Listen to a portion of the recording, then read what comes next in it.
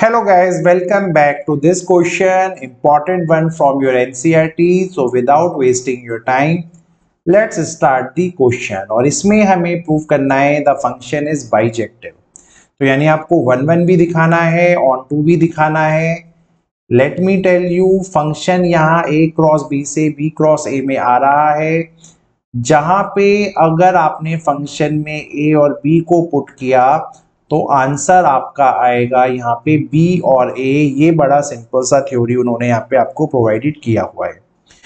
So one one का logic आप लोगों को पता होता है कि वन वन में हमें एफ एक्स को एफ वाई के इक्वल रखना होता है और फाइनली मैं x इक्वल्स टू वाई यहाँ पे दे देता हूँ, कुछ ऐसा ही बोला जाता है। लेकिन इस बार क्वेश्चन में एक्चुअली में इंस्टेड ऑफ एक्स और वाई आपके ऑर्डर्ड पेयर डले हैं, तो मैं एज्यूम कर लेता हूं कि a1 b1 और a2 b2, क्योंकि ऑर्डर्ड पेयर है तो ऑर्डर्ड पेयर ही लेना पड़ेगा। पिछली बार हम एक्स वाई को लेते थे, अभी ऑर्डर्ड पेयर को लेना पड़ेगा। सो a1 b1 a2 b2 b2 arbitrary elements, ये हम कोई भी आर्बिट्ररी यानी हम कोई भी एजम्पशन वाले एलिमेंट्स को यहाँ डाल रहे हैं। और ये जो आर्बिट्ररी एलिमेंट्स होते हैं वो कहाँ से निकलते हैं, आपके डोमेन से, जो कि है a क्रॉस b। तो अगर अब फंक्शन में मैंने a1 b1 को इक्वल लिखा a2 और b2 के, तो देखते हैं यहाँ पे होता क्या है। सिंपल सी बात है, a1 और b1 डाला तो जो आपके पास आंसर निकल के आएगा वो आएगा b1 कॉमा a1 और यहाँ पे आएगा b2 कॉमा a2, है ना, क्योंकि यही कंडीशन गिवन है।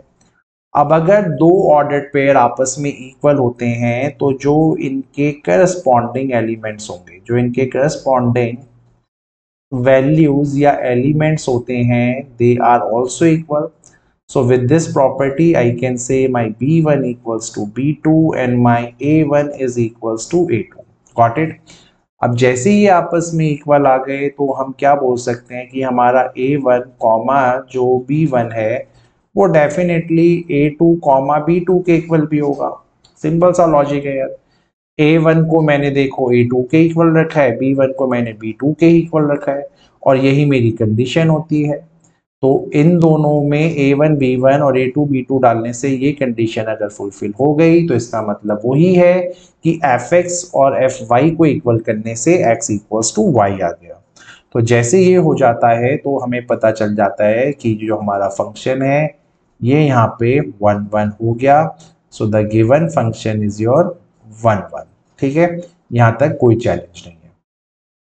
अब बढ़ते हैं ऑन टू की तरफ। ऑन टू की तरफ तो जाना बहुत इजी है आपको। अभी आप देखिए, आपके पास ये डोमेन और कोडोमेन में है। कोडोमेन में जो भी निकलेगा वो b इंटू ए होना चाहिए था, ये a क्रॉस b है। अब देखो, सपोज इसके पास क्वेश्चन के अकॉर्डिंगली b a है, मतलब अगर आपने a और b को पुट किया तो b और a निकल के आ रहा है हर बार। तो मैं एज्यूम कर रहा हूं कि चलो मेरे कोडोमेन में एक ऑर्डर्ड पेयर है, लेट्स से 5 और 2। तो अगर 5 2 है वो तभी निकला होगा बेटा, वो पक्का तभी निकला होगा जब यहाँ पे 2 और 5 एक ऑर्डर्ड पेयर होगा, है ना। तो ये तो उसने स्पेशली आपको क्वेश्चन में बोला ही है, तुम जो डालोगे वो निकलेगा और जो यहाँ पे लिखा है उसका उल्टा भी यहाँ पे मिलेगा।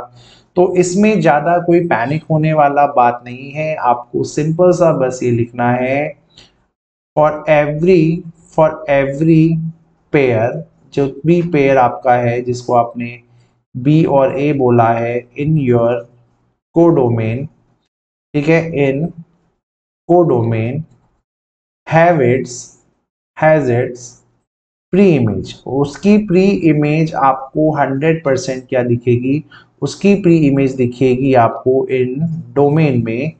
और जो आपका डोमेन है वो किस फॉर्म में है, वो है a कॉमा b, जहां पे ये निकलता है a क्रॉस b से। So therefore the function is onto. तो ये फंक्शन क्या बन गया, ऑन टू फंक्शन यहाँ पे बन चुका है। So with this way your this question is done. Hopefully आप लोगों को समझ में भी आया होगा कि हमने यहाँ पे किया क्या है। ठीक है, सो थैंक यू गाइस।